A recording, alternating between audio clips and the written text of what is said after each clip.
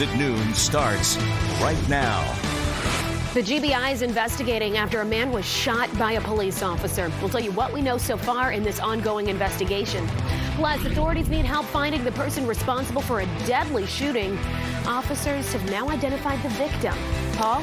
Certainly not going to be a white Christmas, but it will be a warm Christmas today with temperatures on their way to the mid-70s. Will we tie or break records today? I'll tell you coming up. But we do begin this hour with developments in a shooting that involved an officer. The GBI confirms that man was shot was Joshua Knox. Apparently, he was 31 years old. Good afternoon. Merry Christmas, and thank you so much for joining us for Fox 5 News at noon. I'm Alex Whitler. That shooting happened on Middleton Road at the Commons apartment complex. Medics rushed a man to Grady Memorial Hospital after an Atlanta police officer shot him. This was all overnight. Fox 5's Kim Leffler has more on this investigation. Atlanta police say the suspect is in stable condition here at Grady. They say one of their officers was forced to open fire after the suspect refused to drop his weapon. Very unfortunate situation for any of us to be here, including the victims and the suspect as well. The shooting happened around 11:45 Wednesday night at the Commons apartment complex on Middleton Road. Atlanta police say one of their officers was working an off-duty extra job at the complex when they say two people approached him. He heard gunfire.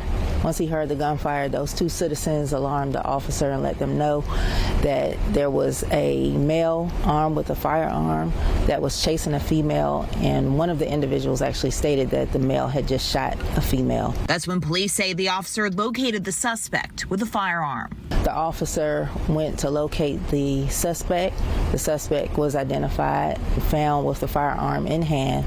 At that time, he gave him several verbal commands, and the male refused to adhere to the officer's commands, and our officer discharged his firearm. Police say other officers then arrived to render aid to the suspect. Police also say they did not find any additional victims. Kim Leffler, Fox 5 News.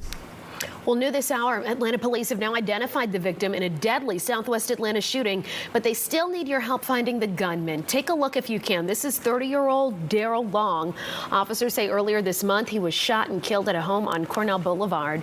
Investigators haven't said what led up to the shooting, but if you have any information that could help lead investigators to that shooter, you're encouraged to contact Crime Stoppers.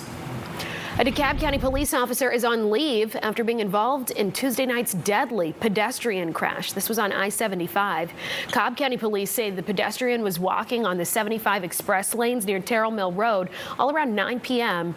when they were hit by a black Chevy Tahoe. Turns out that car was a DeKalb County police SUV with an off-duty officer driving. The pedestrian was killed, and so far police haven't released the officer's name.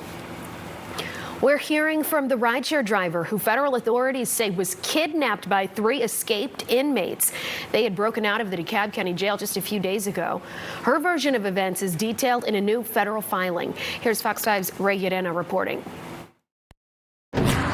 According to a new federal filing, a female rideshare driver says she had a rope tied around her neck by escaped DeKalb County inmates on Monday. Stevenson Charles, Yusuf Minor, and Naud Johannes were arrested in the Miami metropolitan area. Inmate Minor's girlfriend then contacted a Lyft to pick up the 3 inmates and transport them to an address in Florida. In the filing, the driver says she accepted a ride from a female and instead found 3 men when she arrived. She told investigators she felt uneasy but continued with the ride and drove the inmates to their destination. After arriving, she says her hands were tied together and was dragged into the back seat.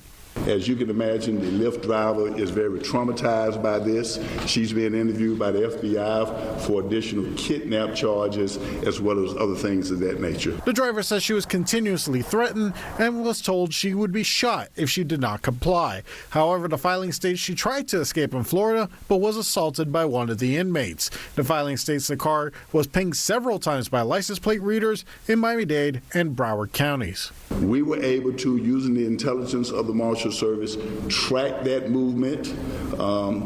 No need to talk about how and what we use, just We're the U.S. Marshals, and we have ways to track. Authorities say the driver's credit card was used to buy a short-term rental in Broward. The filing states that investigators spotted Charles driving her car with a passenger who was later identified as Johannes. After authorities say they tried to pull the car over, Charles ran away from the car while Johannes was arrested near it. Charles was then taken into custody, but not before investigators say they found a loaded 9mm handgun along the path he ran. Well, that filing says once Charles and Johannes were in custody, investigators went back to the short-term rental, and that's where they say they found the victim and a minor who was taken into custody. We reached out to the FBI and U.S. Attorney's Office to see if these inmates will face additional charges. So far, we've not heard back. A nail salon worker has ended up on the wrong side of the law after a disagreement over price. Gwinnett County Police arrested Nancy Wen. This happened at Modern Nail Bar, which is in Lawrenceville. Selena Stevenson says she was getting a manicure when the woman doing her nails kept adding more costs. The woman says the worker got annoyed, and this was all because she started questioning the price. She claims the employee told her if she didn't like the price, then she could leave. Stevenson tells us she put her 1-year-old daughter into her stroller, and her son, Zahir, tried to follow, but that's when things got heated. She just pulled him in and locked the door. And you were inside also? We were inside, me, my 1-year-old daughter that I had in the stroller, and my son, and a bunch of other people in the shop. According to a Gwinnett County Police report, the worker was seen grabbing that child by the shoulder and pulling him back into the business, then locking the door. Officers say Nguyen then told the child that they couldn't leave until the mother paid for her services. Stevenson says she had intentions to pay, and eventually she got out with her children and called police. One is charged with false imprisonment of a minor.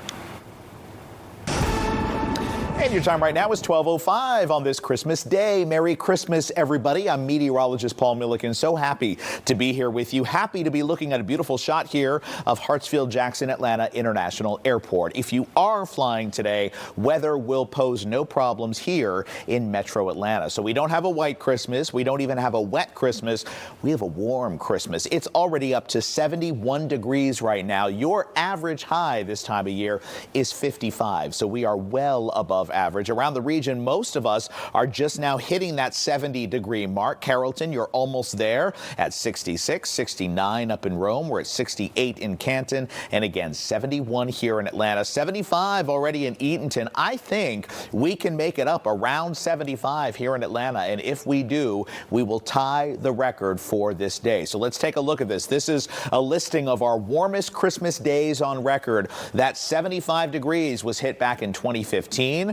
2016, we were up at 74 degrees, and then back in 1987, we hit 72. I am forecasting a high because I'm an optimistic guy. I think we can tie that record at 75 this afternoon. That said, enjoy the warm weather while you can. A big cool down is on the way. We'll show you that in the extended forecast coming up. Alex? Hot, cold, yes, no. That's all what over. we're dealing with. Yeah. All right, Paul, thank you. Okay, let's take a live look outside at the current roadways and the sky. People who are driving to their Christmas destination might notice some cheaper gas prices. That's some good news here. AAA says the national average is around $2.85, which is just about 20 cents cheaper than last year. The vast majority of travelers will make their journey by car, but AAA expects airports to be pretty busy too. The actual nice thing about this holiday season is the way that Christmas and New Year's fall. We're actually spreading out travelers across a little over 2 weeks. So we've actually seen some of those supposedly busiest days earlier this week, the 19th, 20th, and 21st, didn't even crack the top 50 of busiest days of 2025. TSA says Sunday will be the busiest travel day with nearly 3 million passengers trying to get home. We're going to be flying with Santa on Christmas Eve, yeah, we're going to be looking for Santa's sleigh. Yeah. All the kids, will be looking for the sleigh and everything. We're having a Christmas vacation. It's about 40 of us. We're going to have lots of fun. Tell me about your suitcase. This is really cool. It's a scooter suitcase. I really like going fast on it. To go fast, you need to show you how to. Yeah, show me how. Show me how. All right. There's a lot to love this Christmas. His PJs and the scooter luggage are just two of them. Well, this might not be a surprise, but warm weather destinations are the most popular this time of year, and AAA says the top 3 domestic destinations are all in sunny Florida. Well, have you ever been